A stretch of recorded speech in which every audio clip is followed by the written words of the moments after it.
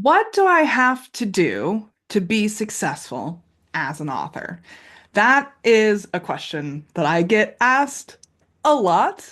Like almost every person that comes to me for advice asks me that question.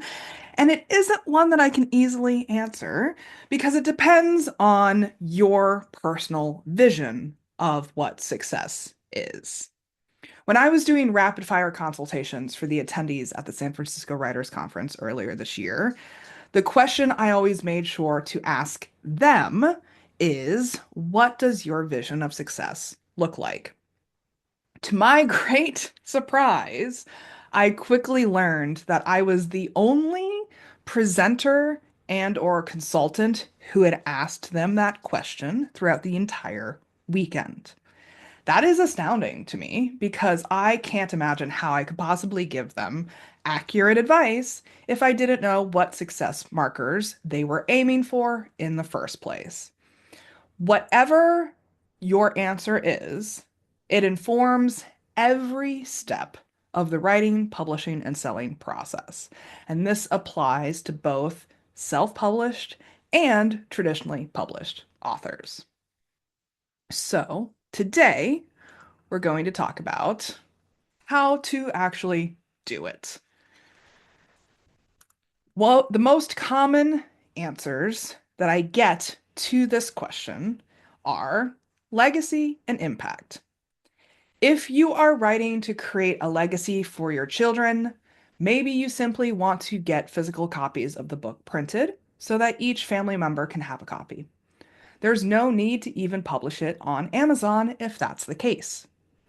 If you are writing for impact, then perhaps your audience is best built through speaking engagements, podcasts, and other forms of video and audio content. Maybe writing and publishing a book is something for later on down the road. I've actually talked people out of writing books before.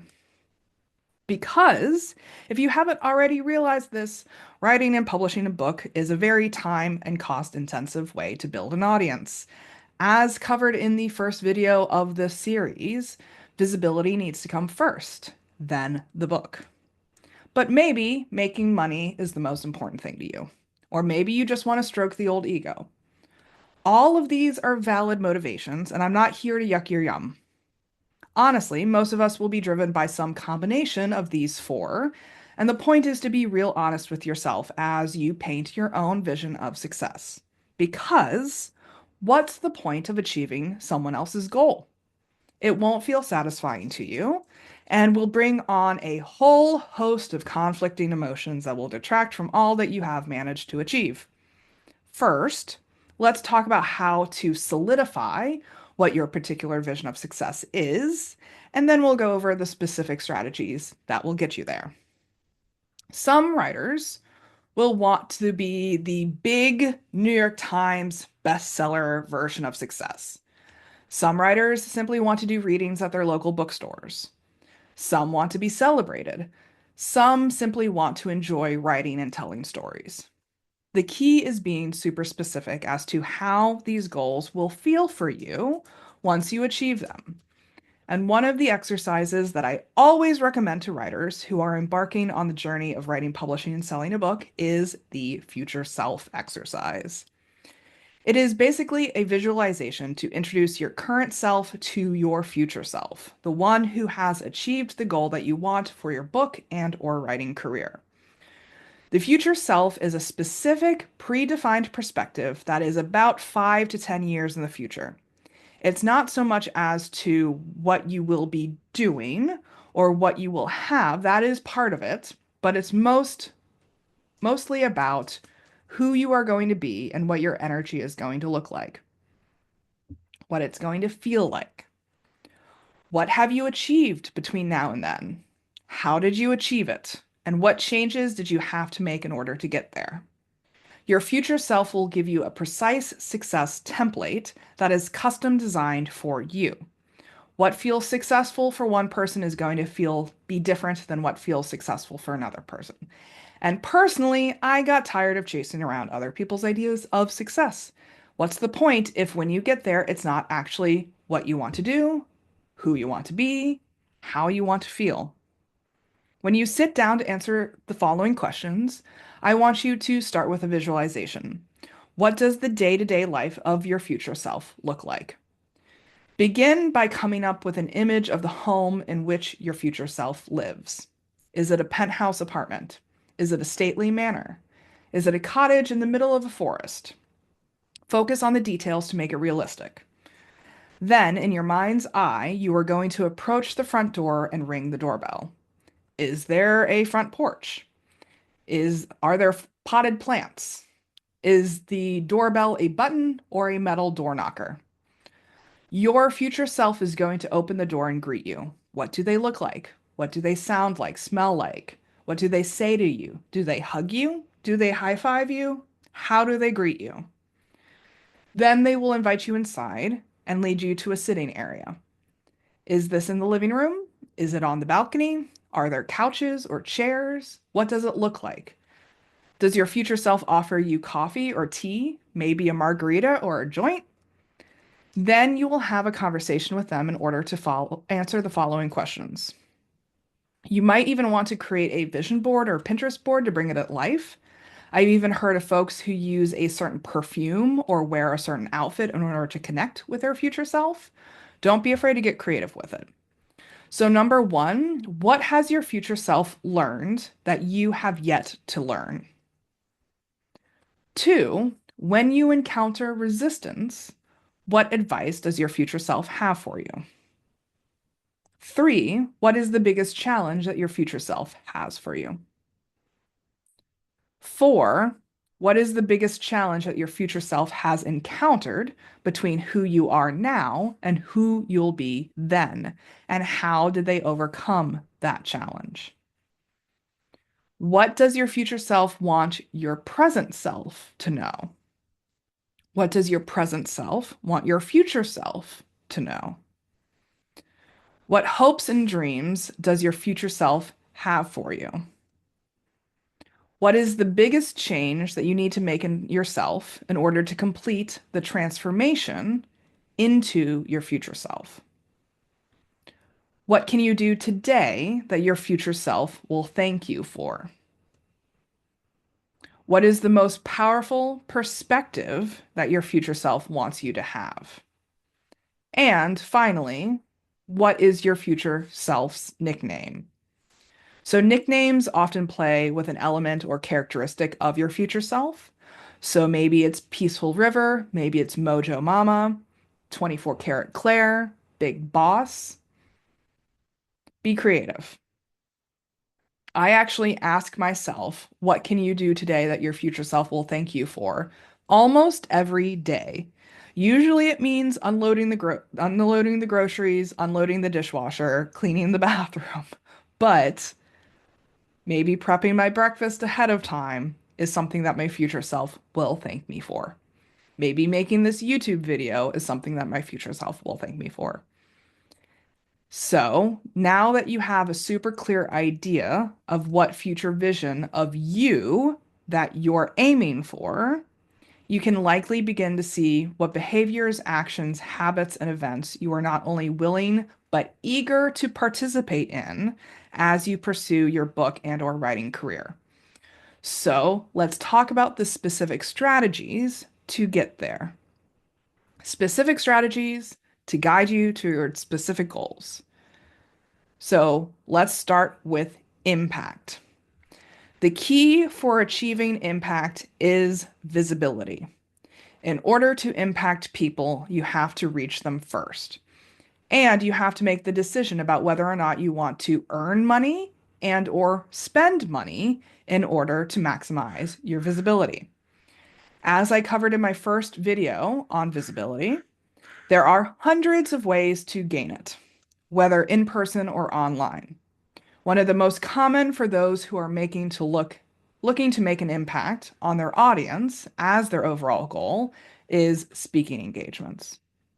This can be done through in-person engagements like conventions, networking events, conferences, bookstore signings and readings, and other speaker events. Or it can be done online through social media platforms, community groups, podcasts, and other kinds of video, audio content. Now, Speaking engagements can be set up in a way where you get paid to speak or you pay them to speak on a particular platform. The events that pay you are highly competitive and require that you have a demonstrated history of successful speaking engagements to showcase your credibility and convince them that you are worth paying. The events where you pay them are a dime a dozen. So you have to be very strategic and intentional with how much you want to budget and whose audiences you want to be in front of. There are thousands and thousands of free podcasts and speaking engagements where no money is exchanged at all. So, what you are investing in that case is your time. Beware of your time investment limits and be strategic about where you show up. If you want to go this route, I typically recommend looking up podcast groups on social media sites like Facebook or joining podcaster networks as a solid first step. If you are looking to make an impact on your audience specifically by publishing a book, there are two ways to do it: by offering your book for free or by selling the book. If you are offering your book for free, then you are welcome to spend as much time and money as you want sending copies to anyone and everyone you think might be interested. But think long and hard about how you are going to produce the book itself, because you are likely going to spending a lot of time, money, and energy on editing, formatting, book covers, publishing, printing, and shipping a book just to get it out for free. Even if you are doing an ebook, it still needs to be edited, formatted, and distributed somehow. If you are wanting to sell your book, you are going to need to maximize the visibility for that book by building an audience ahead of time. This can be done through any of the visibility strategies I covered in the first video, but the primary methods authors use are speaking engagements and paid advertisements. As with all books, your book's existence by itself is usually not enough to convince the audience to buy and or read it. Even if you give it for free, you have to convince them to actually read it. There must be some sort of branding material that showcases why the potential readers should read it. And this, more often than not, takes the form of proof of work content. Proof of work content is usually testimonials, reviews, awards, accolades, press features, events, and or basically any form of external validation that supports your assertion that people should listen to you and that your book is worth reading. It showcases your credibility. You are asking them to invest their time and sometimes money, so you have to give them a good reason to. This means that you also have to invest in a strong website or social media presence. Maybe you need to do some high-level networking in order to get reviews from best-selling authors. Maybe you want to get yourself featured in the news. Go back to the visibility video and look at the top most trusted forms of marketing. They include word of mouth, personal recommendations, and press features and advertisements. So impact, if that's your goal, it equals visibility, which equals credibility. So be strategic about it. Moving on to the second goal, legacy. If you want to achieve the goal of legacy, you have to ask yourself, to whom do I want to leave this legacy? Is it just your children? Does it include your children's children? Is it a group of friends or colleagues or alumni? Then ask yourself, what is the impact I envision for this particular legacy? Are you looking to educate them, inspire them, comfort them, finance them? The answers to these questions will determine the form that your legacy should take. For example, if you want to leave a legacy for your children that comforts them once you're gone, you can do this through art, books, videos, photography, gifts, and or oral stories. If you want to leave a financial legacy for the future students at the college you attended, You can do this by setting up a scholarship program, a planned donation, and or sponsoring buildings or programs.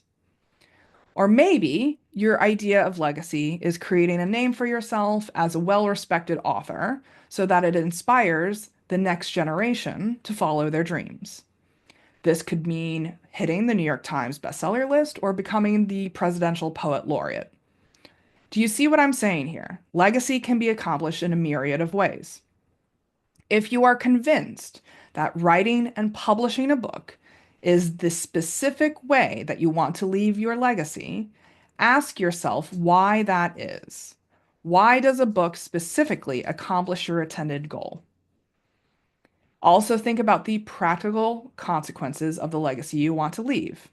If you give a printed book to each of your children, is it an object that you will expect them to carry with them throughout their lives? Is it an object that you expect to be passed down from generation to generation? If so, you need to make sure that it is a durable object, probably hardcover with archival ink to make it last as long as possible.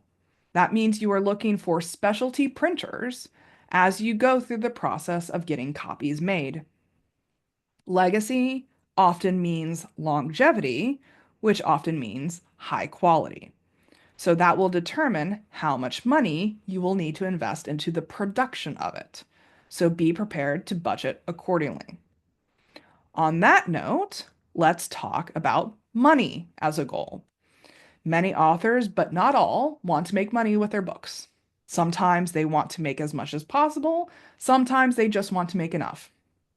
That's a decision that you will have to make for yourself. The key to the money conversation is timeline. How much time do you want to invest in earning the amount that you want to earn? Is it a graduated scale? Do you want to make a couple $100s the first year, a couple thousand the next, maybe get into tens of thousands after that? Or are you looking for a windfall overnight? Do you want to shoot to the top of the charts right out of the gate? To be perfectly clear, that is a near impossible expectation, unless you have done years of prep work to maximize your visibility and nurture a large audience of eager readers. Also, there are going to be a variety of costs involved just to get the book out into the world. Editing, formatting, book covers, publishing, printing, marketing, and shipping a book all costs money. So ask yourself how much you are willing to pay up front and how quickly you want to earn it back. Even if you are going the traditionally published route, you are going to have to be clear about your expectations when it comes to payment timeline.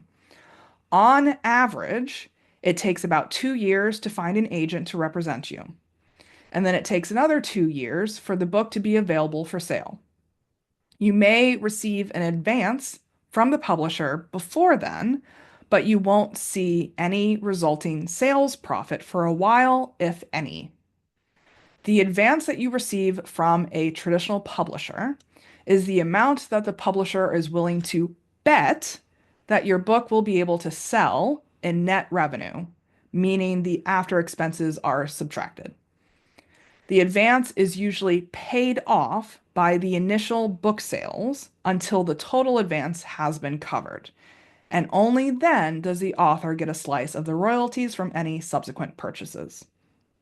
But only a small percentage of traditionally published authors actually out-earn their advances, which means that their book sells enough copies to not only meet the amount the publisher gave them as an advance, but exceeds it.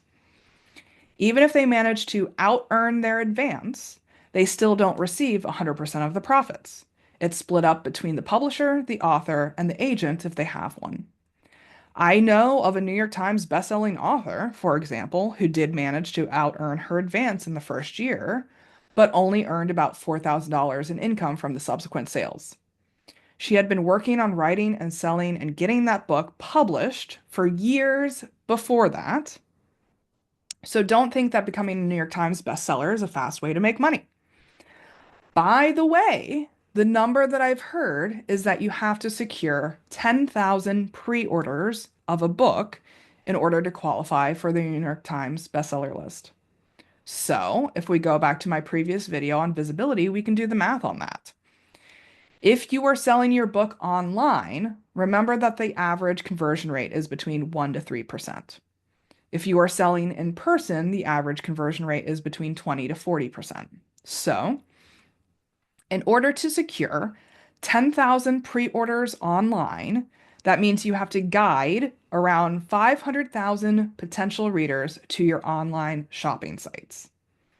In order to secure 10,000 pre-orders in person, you have to get your book in front of about 33,000 potential readers at in-person events. It's all about visibility, folks. So while publishing houses do offer a bit of marketing help, most traditionally published authors still have to do the bulk of their marketing. So you will likely get a higher profit margin as a self-published author, but you are also solely responsible for getting those sales. And when you self-publish, you often don't receive 100% of the profits either, because you will still have to pay a portion of the sale to the selling platform, retail store, and or printer. So, one very important question to ask when you are considering distribution methods is, what platforms do I want to sell on to maximize my potential visibility and potential sales versus what percentage of profit margin do I want to see for those sales? For example, you will likely see the highest profit margins by selling directly through your own website, but your website will not see the same level of customer traffic that Barnes Noble or Amazon does. Would you rather invest the time, energy, and money in boosting the visibility of your website?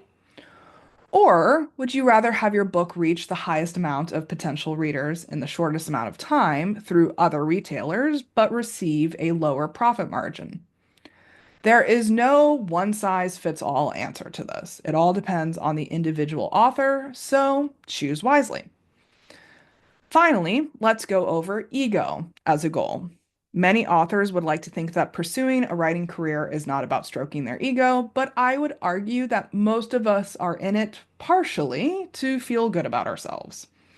Whether you're making an impact on your audiences, leaving a legacy, making money, or reaching the bestseller lists, there is always the potential for an ego boost in meeting those success markers. It feels good to reach our goals and accomplish the things that we set out to do. It supports a positive self-image. There's nothing wrong with that. The question of ego often shows up in the conversations I have with authors who published their book through Amazon, but now want to sell it in stores like Target and Walmart, or in schools, universities, and health centers. They initially thought that their writing goals were all about simply getting their book out into the world. Maybe they mistakenly believed the myth that a book by itself would bring them the visibility that they were wanting. So they chose the easy route of publishing it through Amazon without putting any thought into choosing specific strategies that would achieve their specific goals. After publishing it on Amazon, they may have seen initial success, but maybe they sold some copies and they may have even ranked in the bestseller list in their category, but the hype likely died out in a month or so. Now they are looking at their low or maybe even non-existent sales and feeling the need for more. So they think that big box stores like Target or universities with lots of students will solve their visibility problems. Unfortunately, I have to be the one that breaks it to them that that will never happen because those types of third-party retailers like Walmart and school bookstores do not buy wholesale from Amazon. There are two ways to wholesale your book. Through Ingram, who is the world's largest book wholesaler, or by printing the books in bulk and selling them to stores yourself. While there are a few retailers who will accept wholesale orders from individual authors, the vast majority of them will only order through Ingram. If you do go the Amazon route to initially publish your book, It is definitely possible to republish it through Ingram if you want wider distribution. However, there are a lot of stipulations and costs to take into consideration. For example, you will likely have to buy a new ISBN, which is an International Standard Book Number, and republish your book with the new number. And if you publish through Kindle Unlimited, you will probably have to wait up to 6 months in order to republish because Amazon owns your book for a predefined amount of time as part of your contract with them. That is exactly why we're having this discussion about specific strategies for specific goals. It will save you a lot of trouble down the road if you are clear about what your vision of success is and explore the wide variety of options available to you to achieve it. Another way that writers can boost the old ego is through proof of work validation that I mentioned earlier, like testimonials, reviews, awards, press features, events, and the accolades associated with the skill-based brands that I covered in the branding video. Let's be honest, these things can make us feel pretty damn good. And as I mentioned in that video, these accolades can get pretty expensive too. Reviews, awards, press features, and events can all cost money. But you may decide that it is worth it to you. That is completely valid. Just be aware that these opportunities rarely fall from the sky into your lap for free. I'm not here to talk you out of pursuing any of these success paths. I'm here to tell you what's what so that you can know what to expect and can navigate the journey with intentional strategy, not lost wandering. Unless you want to wander, then you do you, boo. Personally, I have two goals. One is to financially support myself as a full-time writer. Two is to reach the New York Times bestseller list at least once. The first goal is slightly more important on a faster timeline for me because I would like to accomplish it by the time I'm in my mid 40s. So that is the one that I'm focusing on first. The second may or may not come as a result of achieving the first goal, but I am making sure that the strategies that I pursue in order to achieve the first goal also align with the strategies to achieve the second goal. I know that to achieve either one of them, I have to focus on visibility strategies first and foremost. So I am working on gathering my potential readers close to me and loving them with all my heart. All along the way, I am trying to do as much good as I can because that is an important part of my values, which makes it an important part of my branding as an author. It is why I put so much thought into every step of writing, publishing, and selling to make sure that my strategies are not only intentional and aligned, but also feel good to me. Because my vision of success is feeling good about the work that I have accomplished. So, in that vein, please do not hesitate to reach out to me with any questions that have popped up for you along the way. That's what I'm here for. I do not want to gatekeep any of this information, and I'm happy to brain share with you based on my 20 years of experience in the business space and lifetime spent as a creative. I would love to see more writers achieve the visions of success that they have for themselves because I truly believe that it will make a better world for everyone. So, good luck, everyone. I'm rooting for you. Bye.